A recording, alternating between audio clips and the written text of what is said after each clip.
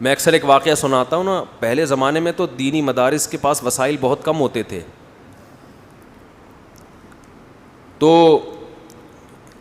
ہم کتابوں میں ایک واقعہ پڑھتے تھے، ایک بہت بڑے بزرگ، نام ذہن میں نہیں ہے ان کا، انہوں نے کیسے غربت میں پڑھا، طالب علم تھے، پڑھتے تھے، تو گھر میں جب کھانے کے لیے آتے تو ماں کہتی آج ہم اللہ کے مہمان ہیں، کھانا نہیں ہے، مطلب یہ اشارہ تھا کہ آج نہیں ہے، بس اللہ کے مہمان کا مطلب کچھ بھی نہیں ملے گا آج، اللہ ہی کھلائے گا، روحانی طور پر کھلائے گا۔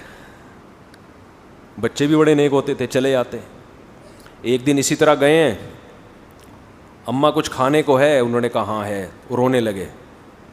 اس نے کہا اماں جب تو یہ کہتی تھی نا آج ہم اللہ کے مہمان ہیں، اس میں زیادہ مزہ تھا، اس بھوک کو کس کے لیے برداشت کیا جا رہا ہے؟ اللہ کے لیے، اس کا اپنا مزہ ہے۔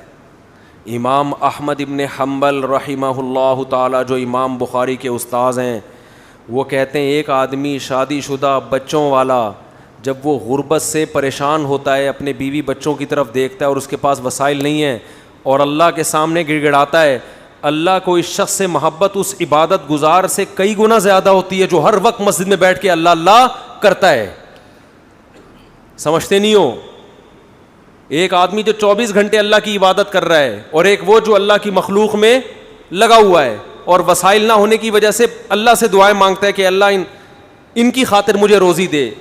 جس کی آل اولاد ہو وہ تو پریشانی میں پھرتا ہے نا، کنواروں کو کیا ہے، ان کو تو گٹکے کے پیسے چاہیے بس۔ جو بال بچے والے لوگ ہیں ان کو ٹینشن ہوتی ہے نا، ان کو کھلانا ہے پلانا ہے۔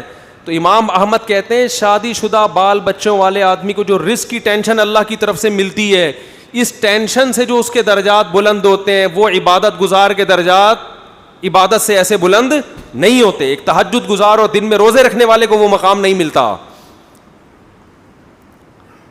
تو اللہ پہ اعتماد، اللہ پہ توکل، اللہ کے لیے ٹینشن اٹھانا، یہ بہت بڑی عبادت ہے۔ یہ عبادت کیوں ہے کہ اس ٹینشن میں بھی اس کے قدم حرام کی طرف نہیں نہ یہ نسل روک رہا ہے، نسل روکنا بھی جائز نہیں ہے غربت کے خوف سے کہ کھلاؤں گا کہاں سے۔ اس میں اللہ پہ توکل واجب ہے کہ جس اللہ نے مجھے کھلایا ان کو بھی کھلائے گا، کسی کو کم دے گا کسی کو زیادہ دے گا، کوئی بات نہیں، اللہ کا نظام ہے۔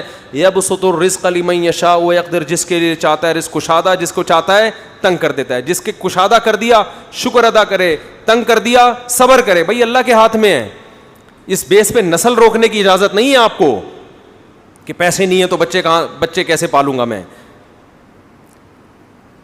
لبرل لوگوں کے اصول کچھ اور ہیں زندگی گزارنے کے، اسلام کے اصول کچھ اور ہیں، اور ایک دفعہ اسلام کے اصولوں پہ آ جاؤ، نقد فائدہ ملے گا، دل کا سکون، اطمینان، غربت میں بھی سکون، شکر کی توفیق ملے گی۔ ہم نے اپنے بزرگوں کو دیکھا ہے، انتہائی غربت میں ان کے چہروں پہ ایسے خوشی جیسے ارب پتی ہوں۔ یہ وہ کہتے ہیں اللہ نے تو ہمیں ہماری ضرورتوں سے کروڑہ گنا زیادہ دے دیا۔ کہتے ہیں ہمیں تو ضرورت ہے 2 وقت کی روٹی کی، لیکن اللہ 3 ٹائم کھلاتا ہے۔ ہمیں تو ضرورت ہے بس ایک چھپڑا مل جائے سر چھپانے کو، لیکن اللہ نے پورا گھر، وہ یہی سوچ سوچ کے خوش ہوتے رہتے ہیں۔ اور ہمارے یہاں کیا ٹینشن چل رہی ہے، یار 20-50 سال کا ہو گیا اب تک اپنا گھر نہیں بنا سکا میں، اب کیا کرے گا بنا کے؟ بھائی تھوڑا سا ٹائم رہ گیا، نکل لے، پتلی گلی آنے والی ہے، پتلی گلی آنے والی ہے جس سے فرشتے چوہے نکالیں گے، نکل۔ 50 سال کے بعد کیا بنانا ہے یار؟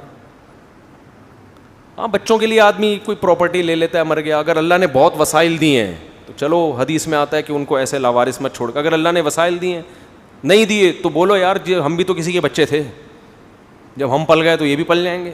ٹینشن تو لینی نہیں ہے نا بھائی، ٹینشن لینا اس کی علامت ہے دل میں دنیا کی محبت ہے، اس دنیا سے چپکے ہوئے ہو ایلفی کی طرح، چھوڑنے کے لیے جو چھوڑے گی یہ بتا دوں، اور دنیا چھوڑتی بھی اور آپ کی مرضی سے بتا کے نہیں چھوڑتی، بھائی یہ بڑا مسئلہ ہے دنیا کے ساتھ۔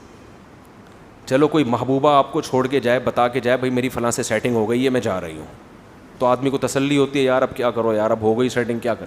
ایک ہوتا ہے ٹائم دیا تھا قائد اعظم کے مزار پہ آنے کا، ہیں آپ امید میں پہنچے کہ یہاں ملاقات ہوگی، لیکن اطلاع آئی کہ کسی اور کو کہیں اور ٹائم دے چکی، یہ دھچکا برداشت کر دے گا انسان؟ دنیا کا بھی یہی اصول ہے، لاکنھا خلۃ قد سیق من دمھا فجع وولع واخلاف وتبدیل، آپ کو دنیا ٹائم دے گی. کیا مطلب؟ آپ کو بتائے گی کہ تمہاری صحت اس قابل ہے کہ میں ابھی تمہیں چھوڑ کے جانے والی نہیں ہوں، نہ تمہیں شوگر ہے، نہ تمہارے گردوں کا مسئلہ، نہ تمہارا کوئی مسئلہ، پیسہ دولت سب، ابھی میں نہیں جا رہی.